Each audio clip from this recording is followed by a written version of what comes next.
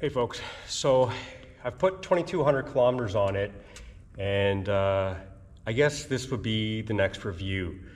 So since I did the 1,000, I've already done the broken in, the full break-in now at 1,600 kilometers, and ridden a little bit more. Unfortunately, we still have some delays. My exhaust that I'm waiting for, which is my SE Project can, the CRT titanium, still hasn't shown up, and apparently this is a DHL problem. Now, coming into the next few days, I've been told that Italy pretty much shuts down, so if it hasn't been made yet and shipped, I'm pretty much SOL until probably, well, going into winter, because then I'm gonna have to reorder it again, and I'm gonna be stuck. So nothing I can do there. So the cat's still on it. The cat delete pipe I haven't put in because I'm waiting for the muffler. Well, so that's the bad news. The good news is that I can't believe how this bike performs. And getting into that, what I mean is the smoothness of the throttle. My 16 R1S that I traded in, I found that the throttle was very touchy. So it had a few good snaps to it here and there. This one seems a lot smoother, better delivery of the power. Now again, did Yamaha change something? They probably did. They upgraded a few things. Or was it always like this and just I was riding the S and now I'm actually on the standard R1?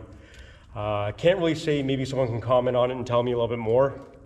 But some good, some bad. Unfortunately, I put the Yamaha tank protection kit on the bike, and you can see on this panel here, I've had to take it off. It kept sagging, it didn't adhere, and been having a problem with it ever since. The adhesive just not drawing, not curing, and bad enough, even now the ones on the side of the tank now are sagging.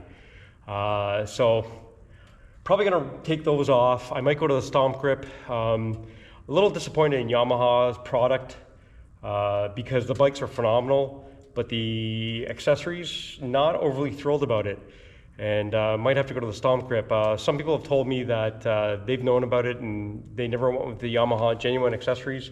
So Yamaha, if you're looking at this, love your bike, not thrilled about your accessories for the tank protection kit. Now, if I take those off, I might look at a different way of adhering it. I don't know if a 3M double-sided tape is going to work, but it may stick out a little bit further off the tank. But it is what it is. If I can't do anything with it, I'll go to the Stomp Grip. I want the side protections just because riding the bike a little bit more aggressive, and to that point I'm going to lead into it. The tires, these Bridgestones that are put onto it are great tires. They've got a great all-around purpose, but for 2,200 kilometers, I'm just going to show you this, and it might be a little bit hard to see, but you can actually see how there's certain frame wear already with only 2,200, and even to the point where even if you look at the wear bar, they're wearing pretty quickly. Now, some of the guys I've talked to over the years of riding were not overly thrilled about certain tires. What I'll say is I've had great luck with the Pirelli Rosso 4s, even the Dunlop Q3s.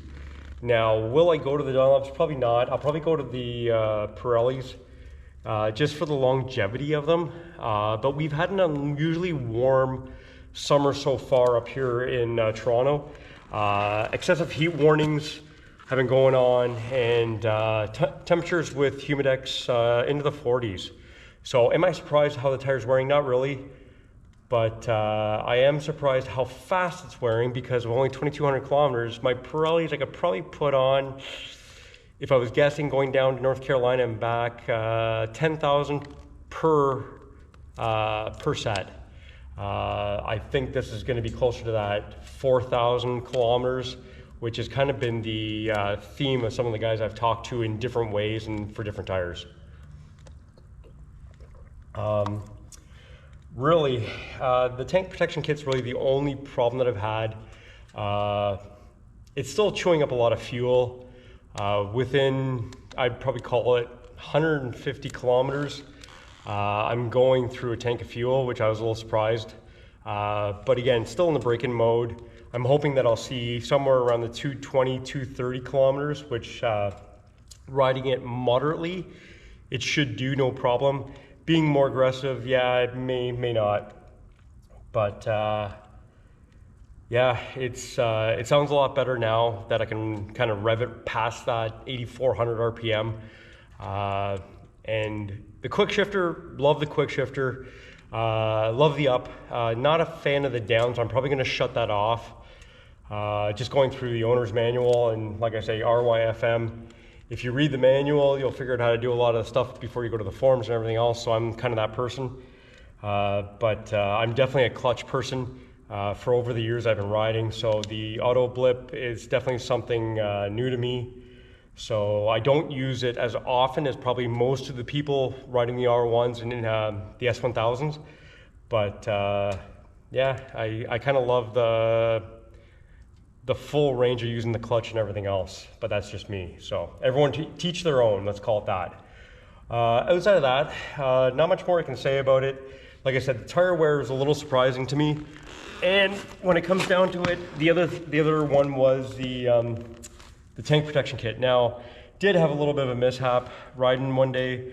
Went out to pass a truck, and what happened, lo and behold, as I went around the truck, there was a heat shield on the ground. I clipped the heat shield, and unfortunately I did kind of make contact with the lower part of the exhaust shield down here, but the real bad part of that was I ended up scraping the lower part of the matte black section.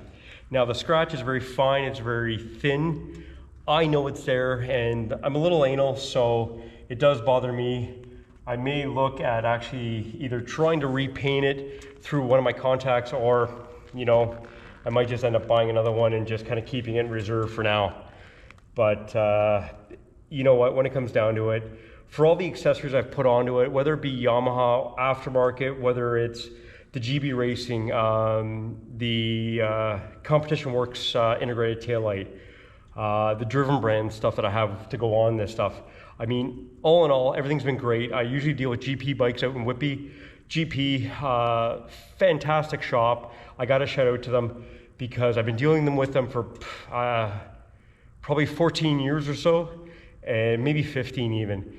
And you know what, between Isaiah that I deal in parts, Jeff that I know in sales, Jeremy in sales, the staff is just phenomenal. It doesn't matter who it is. Those are the ones I normally deal with, talk to, have had dealings with over the years.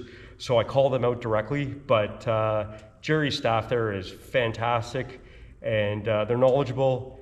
And you know what, they'll give you the best recommendations out there if you've got any questions. So if you're in the GTA Toronto area, GP Bikes is the way to go, even for their shipping. But I mean, pricing, they're fair, they're honest. And like I said, for the exhaust that I'm waiting for, not fall on GP.